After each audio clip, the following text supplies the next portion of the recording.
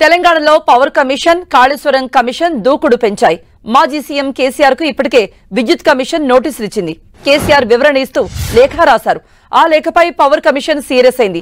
ఇదిలా ఉండగా ఇప్పుడు కాళేశ్వరం కమిషన్ కూడా కేసీఆర్ కు నోటీసులు ఇచ్చేందుకు రంగం సిద్ధం చేస్తోంది. ఇప్పటికే కాళేశ్వరం ప్రాజెక్టులో సబ్ కాంట్రాక్టర్లపై జస్టిస్ చంద్రఘోష్ నజరు పెట్టారు. అయితే ఎవరిని విచారణకు పిలిచినా రావాల్సిందే అంటూ జస్టిస్ చంద్రఘోష్ అన్నారు. ఇలా రెండు కమిషన్ల దూకుడుపై పొలిటికల్ సర్కిల్లో రకరకాలుగా చర్చ సాగుతోంది. విద్యుత్ కొనుగోళ్లు, కాళేశ్వరం ప్రాజెక్టు అవకతవకల అంశాల చుట్టూ తెలంగాణ రాజకీయాలు చక్కర్లు కొడుతున్నాయి. విద్యుత్ కొనుగోళ్ల అవకతవకలు, కాళేశ్వర ప్రాజెక్టు అవకతవకలపై గుట్టు తేల్చేందుకు కాంగ్రెస్ ప్రభుత్వం రెండు కమిషన్లు వేసింది. పవర్ కమిషన్ చీఫ్ గా justice Narasimha Reddy, Kaleshwaram commission chief గా జస్టిస్ చంద్రఘోష్లకు బాధ్యతలు అప్పగించింది. ఇక విచారణలో ఈ రెండు కమిషన్లు దూకుడు పెంచాయి. విద్యుత్ కొనుగోళ్లలో అక్రమాలు జరిగాయన్న ఆరోపణలతో జస్టిస్ నరసింహారెడ్డి కమిషన్ విచారణ ముమ్మరం చేస్తోంది. విచారణకు రావాలంటూ మాజీ సీఎం కేసీఆర్ కు నోటీసులు పంపింది. దీనికి కేసీఆర్ కూడా రిప్లై ఇచ్చారు. కమిషన్ కు చట్టబద్ధత లేదని, రాజకీయ కక్ష సాధింపుల్లో భాగంగానే ఇటువంటివి జరుగుతున్నాయంటూ 12 పేజీల సుదీర్ఘ లేఖను కూడా రాశారు కేసీఆర్. ఈ మేరకు విడుదల చేశారు. ఈ లేఖను పరిశీలిస్తోంది కమిషన్. మరోపక్క అధికార విపక్షాల మధ్య విద్యుత్ కొనుగోళ్ల అంశంపై విమర్శలు వెల్లువెత్తుతున్నాయి. విచారణ అనగానే కేసీఆర్ భయపడుతున్నారని అధికార కాంగ్రెస్ పార్టీ నేతలు అంటున్నారు.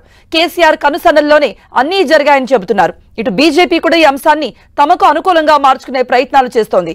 విద్యుత్ కొనుగోళ్లలో అవకతవకలపై గతంలో ఆధారాలున్నాయంటున్న కాంగ్రెస్ నేతలు ముందు వాటిని కమిషన్ ముందు హాజరై బయట పెట్టాలంటూ బీజేపీ నేతలు డిమాండ్ చేస్తున్నారు. దీనిపై మరిన్ని అప్డేట్స్ అందించడానికి మా ప్రతినిధి ప్రతాప్ సిద్ధంగా ఉన్నారు. ప్రతాప్, మనం చూసాం కేసీఆర్ లేఖ విడుదల చేశారు కమిషన్ కి. తర్వాత బీజేపీ నేత కానీ బండి సంజయ్ కానీ ఇటు కాంగ్రెస్ నేతలు కానీ ఏ విధంగా ఫైర్ అయ్యారో కూడా మనం చూసాం. సో ఫైనల్లీ కమిషన్స్ ముందు మాజీ సీఎం కేసీఆర్ హాజరయ్యే అవకాశాలు కనపడుతున్నాయా?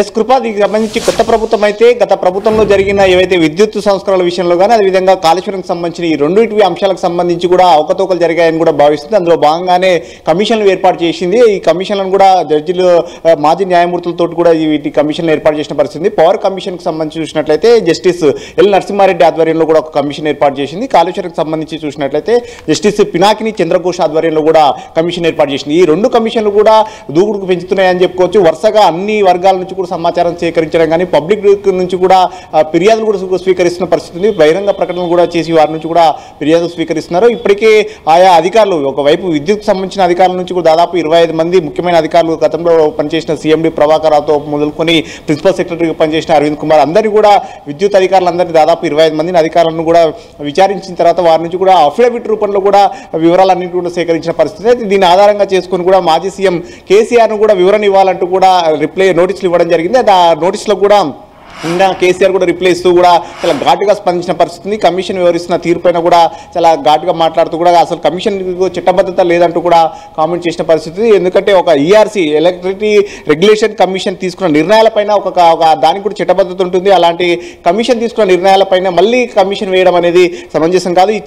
ఈ చట్టం తెలిసిన వ్యక్తులు ఇలాంటి నిర్ణయాలు తీసుకోవడం కూడా సమంజసం కాదు. అసలు ఆ బాధ్యతల నుంచి జస్టిస్ నరసింహారెడ్డి కూడా తప్పుకోవాలంటూ కూడా ఆ లేఖలో పేర్కొన్న పరిస్థితి ఉంది. అప్పుడు గతంలో జరిగిన పరిణామాలు ఏవైతే 2014 నుంచి రాష్ట్ర పరిస్థితుల నేపథ్యంలో తీసుకున్న నిర్ణయాలు కానీ, ఛత్తీస్గఢ్ విద్యుత్ ఒప్పందాలు కానీ, అదేవిధంగా కొత్త ప్లాంట్లు ఏవైతే ఉన్నాయో భద్రాద్రి, యాదాద్రి కొత్త ప్లాంట్లకు సంబంధించి కూడా తీసుకున్న నిర్ణయాలన్నిటి కూడా సుదీర్ఘంగా వివరిస్తూ కూడా 12 పేజీల లేఖ రాశారు. అయితే ఆ లేఖ పైన కూడా పవర్ కమిషన్ పూర్తి ఫోకస్ పెట్టింది. అందులో ముఖ్యంగా కమిషన్ చట్టబద్ధత పైనే రైజ్ చేసిన నేపథ్యంలో దీనికి సంబంధించి లీగల్ పాయింట్స్ కూడా వెతికే పనులు కూడా డిపార్ట్మెంట్ పడిందని చెప్పుకోవచ్చు. దీనికి సంబంధించి కమిషన్ కూడా దీన్ని లీగల్ అడ్వైజర్ కూడా పంపించిన పరిస్థితి. దీన్ని ఫర్దర్ స్టెప్ గా ఎలాంటి యాక్షన్ తీసుకోవాలనేది కూడా చూడాల్సి ఉంటుందంటూ కూడా ఆలోచిస్తుంది. ఒకవైపు పవర్ కమిషన్ చేస్తున్న ప్రయత్నాలు ఒకవైపు ఉంటే, మరోవైపు కాళేశ్వరం కమిషన్ కూడా దూకును మరింతగా పెంచిందని చెప్పుకోవచ్చు. నిన్న జస్టిస్ పినాకిని చంద్రఘోష్ రిటైర్డ్ అధికారులతో, మొత్తం గతంలో పనిచేసిన కాళేశ్వరంకి సంబంధించిన రిటైర్డ్ అధికారులతో కూడా ప్రత్యేకంగా భేటీ అయ్యారు. రిటైర్డ్ అధికారులు కూడా అఫిడవిట్ రూపంలో కూడా ఒక నివేదిక ఇవ్వడం జరిగింది.